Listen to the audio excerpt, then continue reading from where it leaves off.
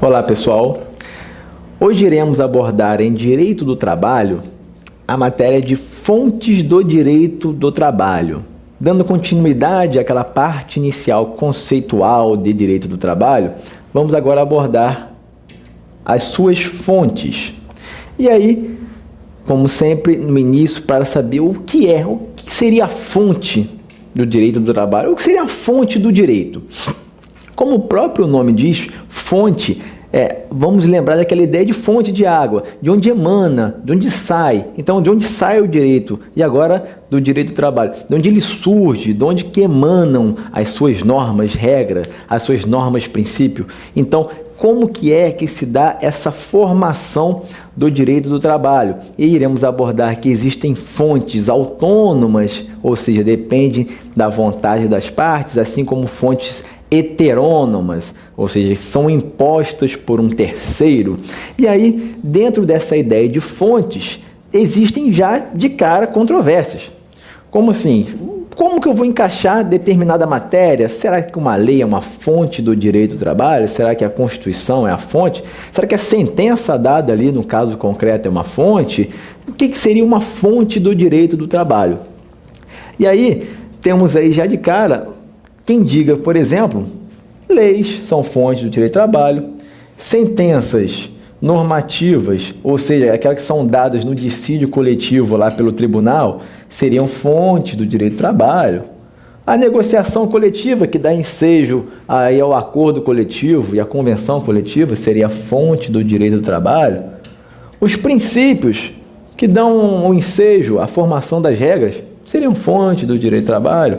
A própria jurisprudência, ou seja, o que é decidido pelo tribunal reiteradamente, também seria fonte do direito do trabalho. Os contratos também, a própria doutrina, os costumes, os usos e costumes, enfim, há quem carreia aí para o direito do trabalho uma série de fontes, o que vem à cabeça para formar o direito do trabalho, o que seria interessante para formar o direito do trabalho. Há quem coloque aí muita ideia, muitas situações diferenciadas. No entanto, para que possamos utilizar e saber que se trata de uma fonte do direito do trabalho, primeiramente, ela tem que ser reconhecida por todos como ensejadora da formação do direito do trabalho através das suas regras. Essa é a primeira ideia. E uma segunda ideia é que ela tem um seu caráter vinculante, um caráter obrigatório. E uma terceira ideia, que ela seja generalizada. Então aí são três ideias, né? A sua obrigatoriedade, o seu reconhecimento como fonte e a sua generalidade. Então, só com base nessa definição inicial, de cara, por exemplo, já tiramos uma sentença dada num caso concreto, um caso entre as partes ali, digamos, ajuizou uma demanda trabalhista, pleiteando reconhecimento a horas extras e foi deferida ou não. Então, aquilo ali não posso colocar como fonte. Isso não é uma fonte do direito do trabalho. Aquilo é uma decisão dada num caso concreto, não possui um caráter de generalidade, ou seja, não é aplicado à sociedade de uma forma geral, até porque um juiz pode entender de uma forma e outro juiz pode entender de forma diferente. Ela não possui caráter de generalidade, ela não possui esse reconhecimento como uma norma obrigatória pela sociedade, então, já de cara, tiramos, por exemplo, a sentença dada num caso concreto. E a sentença dada num caso coletivo, por exemplo, uma sentença normativa, que é dada pelo tribunal em determinados casos, como, por exemplo, greve dos Correios, e aí ajuiza-se um dissídio coletivo no tribunal, está lá no artigo 114 e parágrafos da Constituição, que aí ajuiza-se uma demanda diretamente no tribunal para tratar daquele caso de vários trabalhadores simultaneamente numa situação de greve, e o tribunal impõe para todos aqueles trabalhadores naquela situação que eles devam voltar ou que eles devam permanecer em greve, devam receber ou devolver determinados valores ou compensar com o seu trabalho aqueles dias parados. Nesse caso, há quem entenda, então, que as sentenças normativas possuem essa natureza de fonte do direito do trabalho. E grande parcela da doutrina entende assim. A mesma ideia para a lei. A lei, então, não preciso nem detalhar, basta observar aquele conceito inicial que eu abordei. Caráter geral, caráter obrigatório e o seu reconhecimento como tendo esse caráter obrigatório. A lei ordinária, a própria Constituição no ápice, né? As leis ordinárias, e aí temos decretos, enfim. Temos aí então as leis, as sentenças normativas, a negociação coletiva como dando ensejo a um acordo coletivo ou uma convenção coletiva. Um acordo coletivo, observe-se, que temos aí o sindicato dos empregados de um lado e o próprio empregador do outro, e na convenção coletiva, um sindicato de empregados de um lado e sindicato de empregador do outro. Então, convenção e acordo dentro aí da negociação coletiva. E aí, a ideia de negociação coletiva, tanto a convenção quanto o acordo, era aplicada a toda a categoria que ali foi representada. Então, tem um caráter geral, tem um caráter de obrigatoriedade, então ela é uma fonte do direito do trabalho. Os princípios como fonte do direito do trabalho também possuem, nesse caso, uma controvérsia, pois há quem entenda que, na verdade, os princípios eles não seriam fontes, seriam meramente uma forma de interpretação do direito do trabalho, mas, na verdade, a doutrina majoritária entende os princípios como fontes do direito do trabalho, já que muitos deles, e nós vamos abordar na aula de princípios, eles possuem esse caráter obrigatório, esse caráter geral, e aí tem a ideia do princípio da norma mais favorável, princípio da proteção, princípio da condição mais benéfica, enfim, a parcela considerável da doutrina entende os princípios como fontes do direito do trabalho. A jurisprudência é o conjunto, né, de decisões aí que o tribunal pode ter, o tribunal regional, o tribunal superior do trabalho, ele possui sobre determinado assunto, e há quem entenda que nesse caso a jurisprudência seria a fonte do direito do trabalho. No entanto, majoritariamente se entende que a jurisprudência não é fonte do direito do trabalho, até porque ela em determinado momento ela é adotada de uma certa forma e daqui a algum tempo ela pode modificar completamente. Então ela não seria uma fonte em si do direito do trabalho, até porque ela não é obrigatória, não é vinculante para ser seguida sempre. Se um tribunal regional, por exemplo, decide de uma certa forma, não quer dizer que o juiz ele deva seguir o que o tribunal está decidindo. Ele pode decidir de uma forma diversa. Se o TST também decide de uma determinada forma, não quer dizer que o TRT X ou Y deva seguir o que o TST diz, ou que o juiz deva seguir o que o TST diz, independentemente da formulação de suas súmulas ou orientações jurisprudenciais, já que elas não possuem uma força vinculante, um caráter obrigatório. No entanto, a partir da súmula vinculante, que veio aí com a emenda 45 de 2004, a chamada reforma do judiciário, essa doutrina que entendia que a jurisprudência não é fonte, passou a reconhecer a súmula vinculante como sendo uma manifestação jurisprudencial, mas com natureza de fonte do direito, já que, como o próprio nome diz, é uma súmula vinculante. Aí sim, a natureza obrigatória da súmula, ela passou então a caracterizar a jurisprudência, no caso da súmula vinculante, como possuindo a característica de fonte do direito. Mas isso ainda não é uma matéria pacificada, tá? Deixar bem claro, mas aqueles que entendiam que a jurisprudência não é fonte, passaram a entender que, pelo menos no que se refere à súmula vinculante, isso aqui é reconhecido como fonte do direito do trabalho.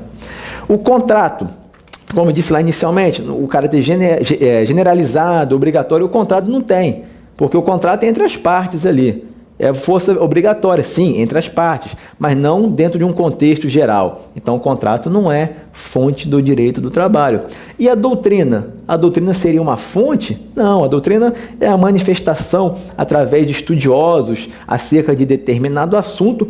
Ele pode, obviamente, ajudar na formação dessas fontes, como, por exemplo, a lei, uma sentença normativa, uma negociação coletiva. Ela deve até auxiliar na formação delas, mas ela não possui um caráter obrigatório, não possui um caráter generalizado. A doutrina é uma forma de auxiliar né, na formação das fontes e é tida também como um método de interpretação do direito, segundo parcela da doutrina também. Tá aí, nós vamos abordar isso em outra aula também.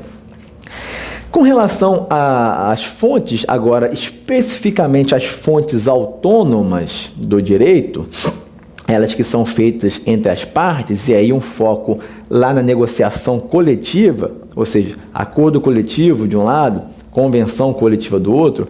Com relação a essas normas autônomas, essas fontes autônomas, nós temos, primeiro, 2 pontos a abordar. Primeiramente, a da hierarquia e, segundo ponto, e aí nós vamos abordar diretamente após a teoria da norma mais favorável. São abordados de forma conjunta. Por quê?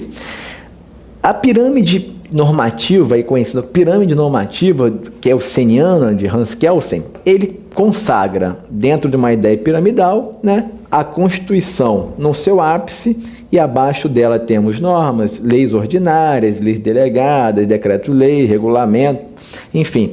Essa é a teoria clássica aí, constitucionalista, que é uma pirâmide rígida, em que no ápice é a Constituição e abaixo as normas que dela emanam. No entanto, no direito do trabalho, essa ideia piramidal rígida não existe. O que se tem é o que o professor Amaury Mascaro Nascimento chama de pirâmide flexível. Essa pirâmide flexível, ela não coloca necessariamente a Constituição no ápice, ela coloca a norma mais favorável no ápice. Então, pode acontecer, por exemplo, da Constituição consagrar um determinado direito, como, por exemplo, o direito ao pagamento às horas extras, com um adicional mínimo de 50%. No entanto, temos um acordo coletivo que o consagra com um adicional de 70%. Nesse caso, então, temos um acordo coletivo, em cada caso concreto, como sendo superior ao que a Constituição diz. Ou até que um acordo ou uma convenção diga um direito que nem existe na Constituição, especificamente falando. Então, temos uma chamada hierarquia, uma pirâmide flexível, na qual a teoria da norma mais favorável, o princípio da norma mais favorável, é que vigora dentro dessa análise das normas autônomas do direito, as fontes autônomas, convenção e acordo coletivo. E havendo um conflito, e é possível pelo menos um conflito aparente entre as normas autônomas, entre um acordo e uma convenção, como que vamos resolver? E existem 2 teorias para resolver esse caso. Temos a teoria da acumulação e a teoria do conglobamento, que aí resolvem essa ideia. Imaginemos uma hipótese em que um sindicato de empregados fixou com aquele empregador um acordo coletivo com determinados direitos, repetindo aqui que eu falei agora há pouco, um adicional de horas extras de 70%, um adicional noturno de 25%, quando a CLT fala de 20%, um adicional de periculosidade de 40% sobre o salário base, quando a CLT fala em 30% sobre o salário base. Temos aquele acordo já fixado. No entanto, 2 meses depois, vamos lá e uma convenção coletiva que diz alguns pontos diferentes. Ele diz: as horas extras serão de 60%, o adicional noturno de 40% e adicional de periculosidade de 50%, e um adicional de insalubridade de 80%, quando a CLT fala em 10, 20 ou 40, de acordo com o grau de insalubridade. E aí, como é que vamos resolver esse caso de conflito de normas autônomas? Conflito dessas fontes autônomas, acordo e convenção. 2 teorias surgiram. Inicialmente, se aventou a ideia de acumulação, ou teoria da acumulação, a partir da qual se buscava, dentro daquele acordo coletivo, o que era bom, a grosso modo, e na convenção coletiva o que também era bom. Ou seja, acumulava-se as cláusulas do acordo coletivo com as cláusulas da convenção coletiva, e aí como se fosse criando um novo instituto, aí, uma nova norma autônoma. Então pegaria o que se chama de o melhor dos 2 mundos. No entanto, o que se consagrou na doutrina, isso é pacífico na doutrina e na jurisprudência do próprio TST, é que não se utiliza essa ideia da acumulação, mas a ideia de um conglobamento, uma teoria do conglobamento. Essa teoria do conglobamento, ela entende que devem ser analisados os dois institutos conglobadamente, ou seja, por completo, por inteiro, e retirar-se aquele que possui, dentro do seu contexto total, as melhores normas para o trabalhador. Então, no caso que eu dei aqui, o exemplo que eu dei, um acordo coletivo que dê esses 3 direitos, a horas extras, adicional de hora extra, o adicional noturno e o adicional de periculosidade, acima daquele que a lei defere, enquanto a convenção também dá o adicional de horas extras, adicional noturno, a periculosidade e mais algum outro direito, insalubridade ou qualquer outro direito além daquele, uma bolsa, um auxílio creche de determinado valor. Então tem que se analisar no contexto geral e ver qual dos dois é mais favorável ao trabalhador, né? Dentro da ideia da norma mais favorável, né? Do princípio da norma mais favorável, com base na teoria do conglobamento. Esqueçam a acumulação e vamos conglobá-los, ver qual dos dois é o melhor para o trabalhador. E aí sim, aquele acordo ou aquela convenção, no caso que eu dei a convenção, por exemplo, que é mais favorável ao trabalhador, ela lhe será aplicável em detrimento daquele acordo coletivo que será deixado de lado durante a vigência da convenção coletiva. Essa é a ideia da teoria do conglobamento em detrimento da teoria da acumulação. E hoje em dia, repito, o TST tem aplicado pacificamente essa ideia da teoria do conglobamento, ok? Então, essa é a nossa aula de fonte do direito do trabalho. Obrigado e até a próxima.